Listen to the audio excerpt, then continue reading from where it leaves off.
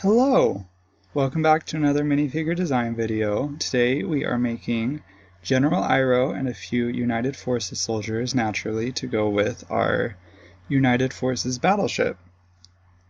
We're just starting on General Iroh right now. I have a few reference images pulled up, gave him some dual printed legs for the boots, and we're just going to get working on his torso.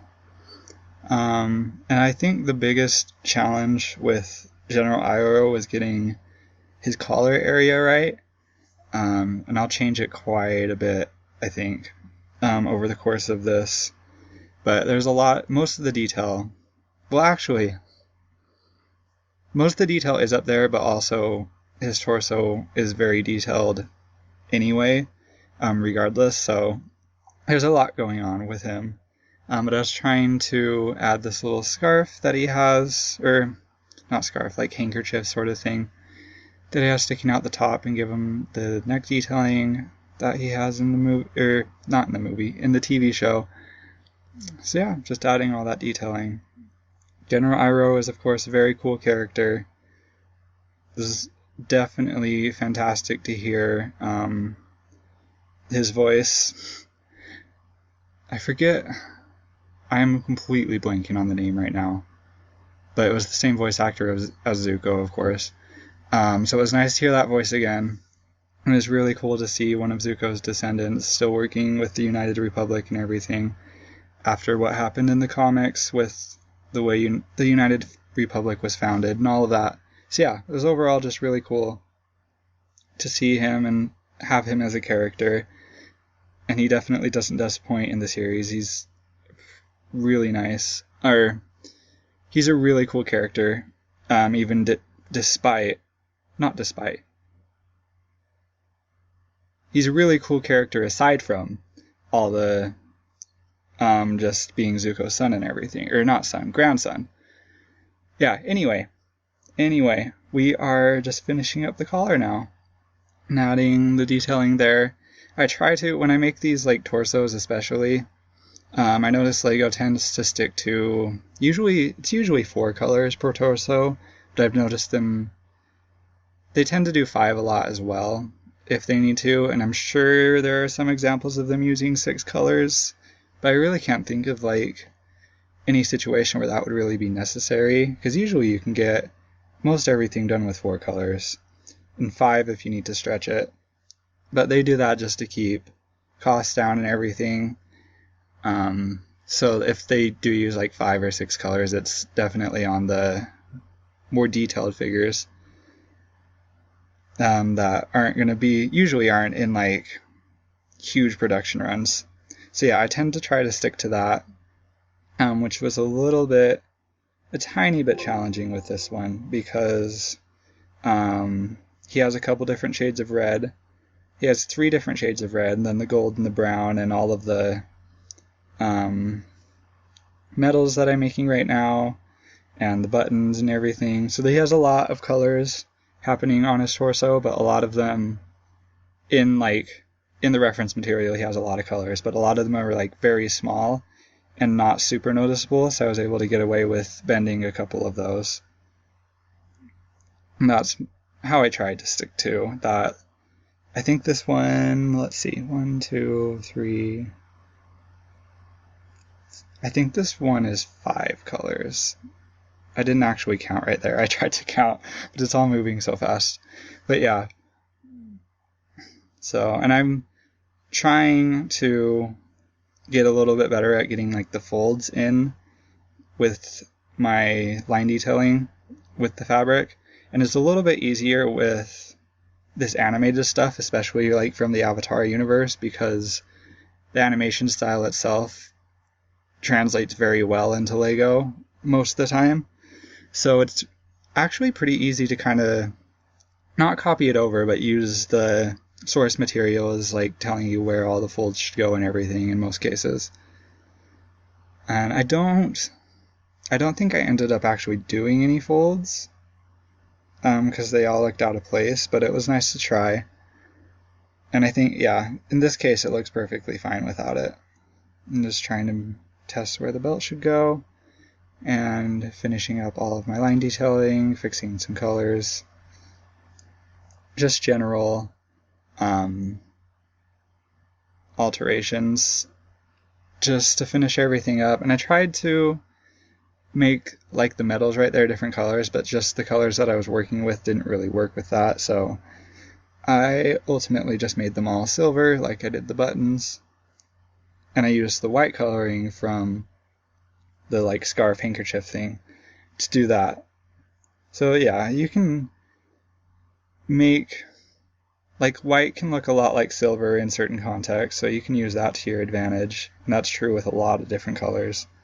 So we're pretty much done with the torso. We're just going to move down on to the legs, giving him, not only does he have dual molding, but the front and the sides have the white detailing right here for his actual pants. That's just printed on. And then the dark red is just for his long coat.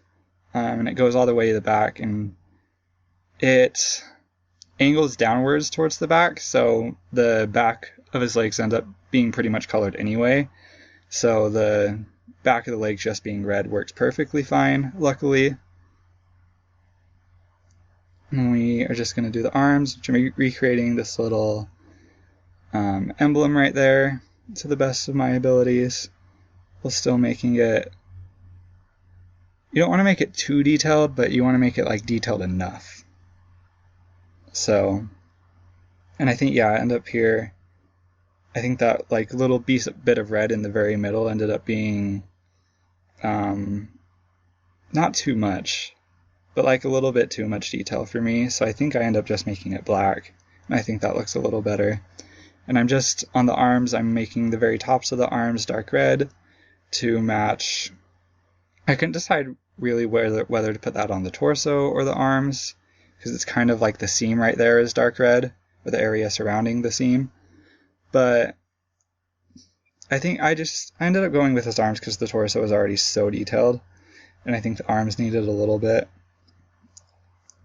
So yeah, that's pretty much done. We just did the sides of the legs with it angling down, and just copied over some stuff for the back.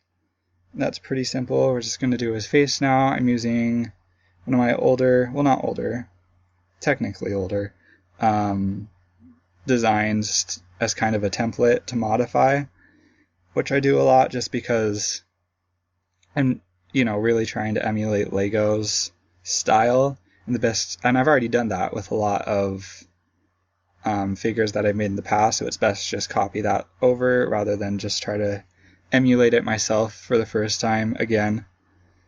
So we gave him the little lines on his cheeks, which are very distinctive for him, and a little line under his mouth, and some lines around his eyebrows, which maybe could be a little bigger, but I thought it was important to have that. It makes him look a little older and more experienced.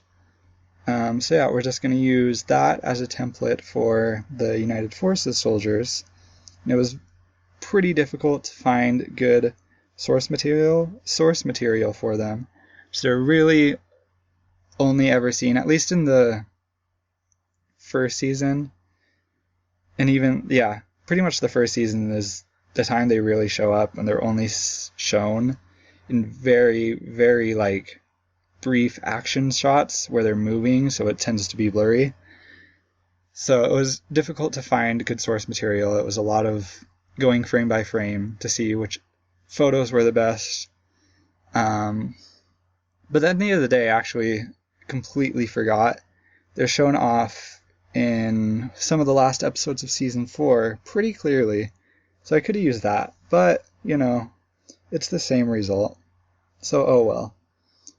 Yeah, so their designs are a little bit different, but not really that much. They have the white boots, and then just a darker color of their primary color for their pants. And they have this little brown, I don't know what you'd call that, just a brown panel hanging down in the front. And they have very slight detailing on their arms.